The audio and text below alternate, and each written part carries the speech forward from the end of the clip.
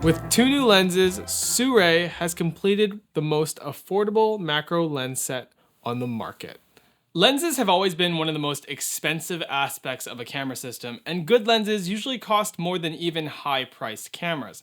So when you look at lenses like these Sirui Jupiters, which are priced under $1,000 for each lens, what is it that makes these different from something that costs 2 times, 5 times, or even 30 times more?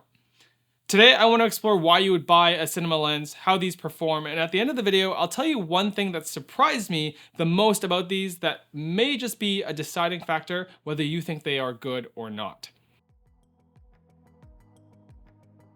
If you have never used or owned a cinema lens before, you may be wondering at what point would it be worth considering one.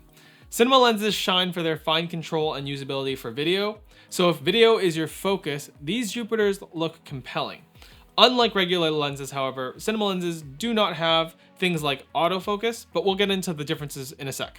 I've used a lot of cinema lenses over the years, and the one thing they have all had in common is most of them are too expensive to own personally. That's not the case with the Jupiters. These are budget lenses that at the time of shooting this video are on sale for $800 per lens. That's the cost of an above average stills lens on most mirrorless cameras. So what do you get from an affordable set like this? The Jupiters cover the basics of what makes a cinema lens: a 200-degree or more focus throw, declicked iris for smooth transitions between each stop on the lens, all metal lens construction, the same position for the focus gear and iris gear on each lens, a mount for an extra lens support, and it's available in the industry standard PL mount as well as Canon EF, both of which are fairly easily adapted to different cameras. They also have full frame coverage, which is really nice to see.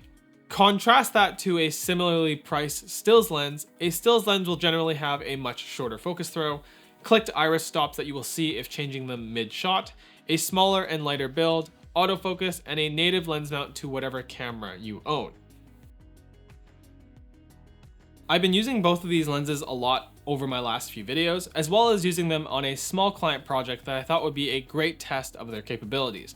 The unique aspect of the Jupiters is that aside from being affordable cinema lenses, they are also 1x macro lenses, which is really not common among cinema lenses, especially affordable ones. In my testing, the soft vintage look that these lenses have is right up my alley.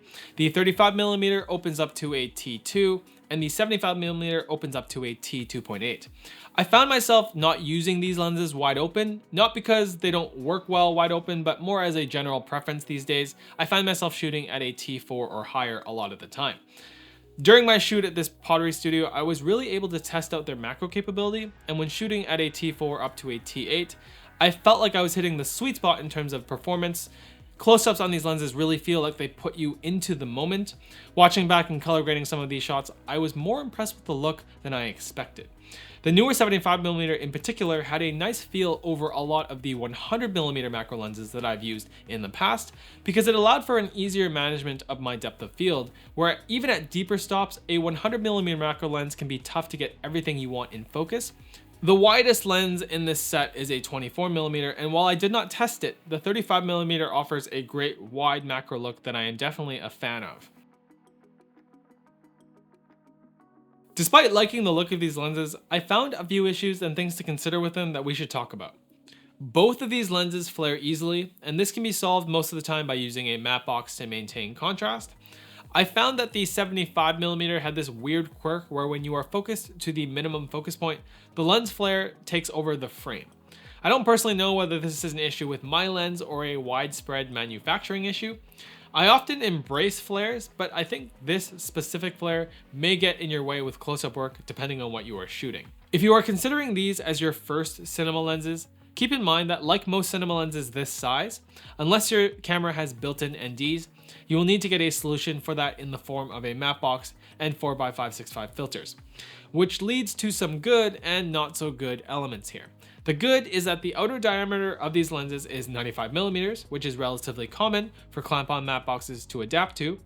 However, the internal diameter of the filter thread is 92 millimeters, which isn't that common. This means if you are on a budget and you want to use something like an 82 millimeter screw-on variable ND, you will need to buy something like this step-down ring.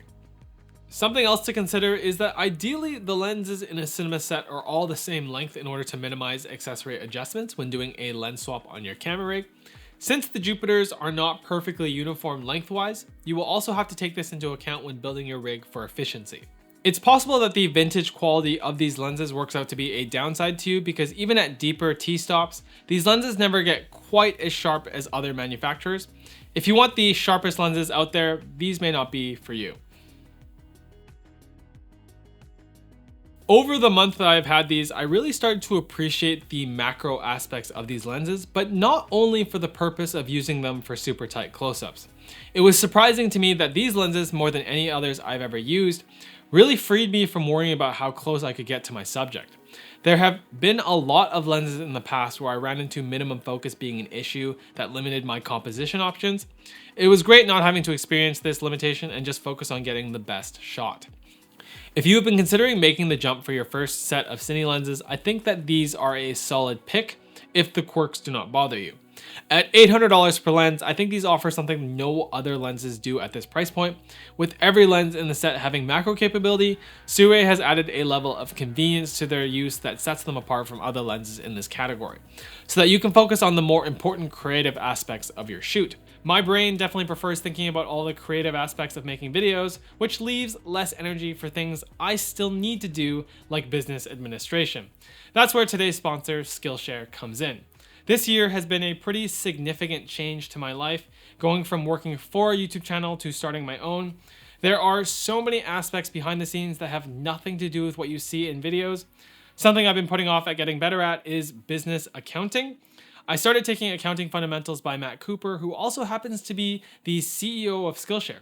All the lessons so far have been short, easy to digest, and they've kept my attention. Skillshare offers classes on a wide variety of topics from graphic design, productivity, to using AI. You can even expand your hobbies by trying out one of their creative courses on drawing, sewing, or music production. If there's a topic you've been wanting to learn more about, this is your chance to try it for free, since the first 500 people to use my link in the description will get a 1-month free trial of Skillshare.